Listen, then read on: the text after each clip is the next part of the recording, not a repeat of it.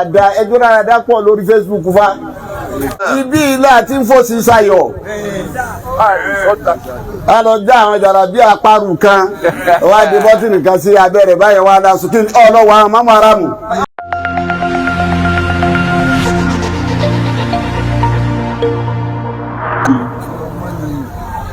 kéékèèké àwọn á fi ẹjọ́ dáadáa pọ̀ lórí Facebook fa ẹjọ́ dáadáa ẹni ò rójú tó ayé bẹ́ẹ̀ náà ń kó rójú tó sáyé rẹ̀ náà ó tún fẹ́ kẹ́lò mi ò tún rójú tó sáyé ni sí Islam ojú kan yìí náà lọ́wọ́ ká máa ságbé gbogbo à ń tẹ̀ ń tọrọ lọ́wọ́ owó ti sún wọn ò fún yín mọ́ wọ́n sọ fún yín ni pé bùkátà níyìn àwọn bùkátà níyàn ẹgbà sílé sọ fún àfáà pé kò sílé o tó bá pè ń pé ọkọ mi kò ní gbé mọ́ ẹjẹ́ àṣàánú ẹ̀sìn àwa gan la kó bẹ́ẹ̀ sì láti fẹnu ya gbogbo tí ń já gbogbo àlùbáríkà ara rẹ̀ àti yá níbi kí ló sì fún wa pọ́blẹ́mù àlẹ́ ànàníyà èmi fẹ́ pèpè sọ́dọ̀ ara mi ìwọ fẹ́ pèpè sọ́dọ̀ ara rẹ̀ kò sẹ́ni tó fẹ́ pèpè sọ́dọ̀ Islam gẹ́gẹ́ mọ́ ọjà tẹ̀mílọ́dẹ la fẹ́ máa ta gbogbo kala dẹ̀rẹ́dì àti bìwó mo rẹ́dì àti bàtẹ̀ jẹ́ kémi ò fi ga ìwọ rẹ́dì àti bá tèmi jẹ́ kí wọ́n fi ga Islam yóò fọ́ọ̀lù àfi káwọ́ yìí pé Islam la fẹ́ ṣiṣẹ́ fún àgbọ́yé táwọn èèyàn wa kejì kọ́kọ́ nínú kí n tó kọ́ lé ilé tí mò ń gbé Christian kan wà ń bẹ̀ pure water ló ń ta o pure water inú pure water ń tọ́ bá tà yóò sì tún sàn dá mẹ́wàá àwọn tí wọ́n san máa sọ fún ìjọ kan èrè ló ga lọ́jà olówó tọ́lọ́hùn nìyẹn a gbọ́dọ̀ yọ tọ́lọ́hùn yẹn máa dúró lówó nìsí tó ní owó tá a ní musa káwá tó ní kí ni wọ́n fi ṣàkásí àwọn kọ́kọ́ gbàgbọ́ iye ẹ̀sìn wọn yẹn ẹ̀sìn yẹn ní number 1 lọ́dọ̀ wọn 2 àwọn gbogbo nǹkan tí èèyàn bá ń ṣe tí ọba ti ti structure yẹn ni ọ̀fẹ́ sí fún wa nínú ẹ̀sìn àwọn ti package gbogbo nǹkan wọn ọjẹ́ kọ́rọ̀ wọn lọ́rùn wọn balance lérí ètò gbogbo nǹkan wọn lérí ètò ni wọ́n gbé ilé lérí àwa ń ṣe tí wa kò sí lórí ètò àwọn tọ́lẹ̀ tó kàwé nu wa tí wọ́n tún fi ètò sí wọn olóyìnbó ń pe kinní kan ní upbringing ìwé yẹn ọ̀tá mọ́ wọn ni upbringing bí wọ́n ṣe tọ́ wọn ń ìtúndàmọ́ àwọn náà.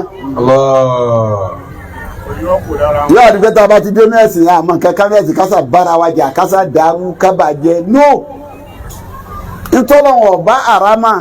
ẹ má jẹ́ àràmà rẹ̀ mọ́ lópin ìgbà tọ́lọ́wọ̀n ọba àràmà tá a bá ti àràmà rẹ̀ a lè débi tá a fà dárúkọ á ní tàn máa ń.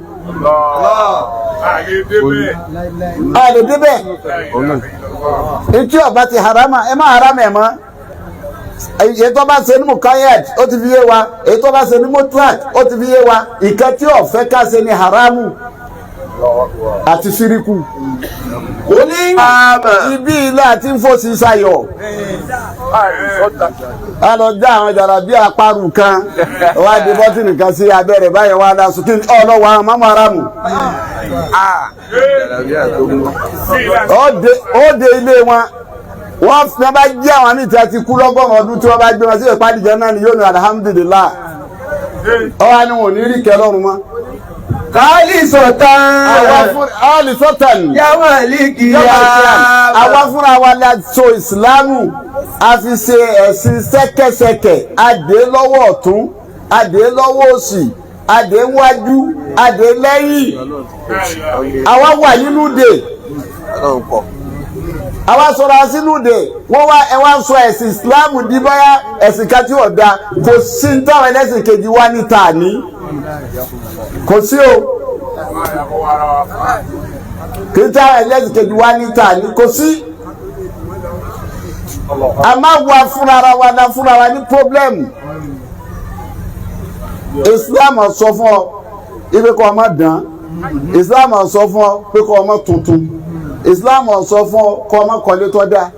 Islam sọ fún ọ kọ́ ọmọ lọ́lá torí ń dẹ́gbà tá ní Muhammad sallallahu alaihi wa sallam ìgbà tó ń gáfẹ́ tírèsì tá à ń pè lórí ire bí nǹkan mẹ́ta náà ló tírèsì ẹ̀ sí ebi tẹ anamidẹ bá fẹ́ wá oríire asahada ẹ wá lọ bí nǹkan mẹ́ta ọlọ́lá kọ̀ọ̀kan. Almaskanu tayyib. alimarkabu. Almaskanu tayyib. bọ́ọ̀lù ọbẹ̀ náà dáa.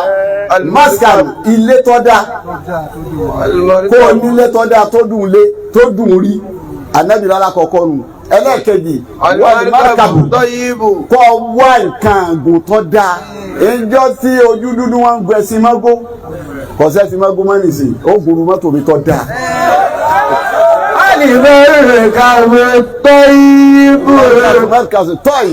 markabu tọ́yì kọ́ wa ọlọ́dẹ kẹta. wali malibasu tọ́yìbù. bọ́ ọ bá lọ bí malibasu náà ọ lọ àmọ́ bí tá ànábì ti kẹta. bá lọ bí àwa alimari ato. asọ́ọ̀lìyà wali mari ato asọ́ọ̀lìyà. èyí tí ànábì ti kẹta nu ọba ti wá nǹkan ẹ̀gùn tó dáa ilé tó dáa oníwòmí tó dáa. ọdún ọba ti débẹ̀ ànábì lérí ilé ti parí. ànábì ìsìláàmù yìí fàlù ọ̀fàlù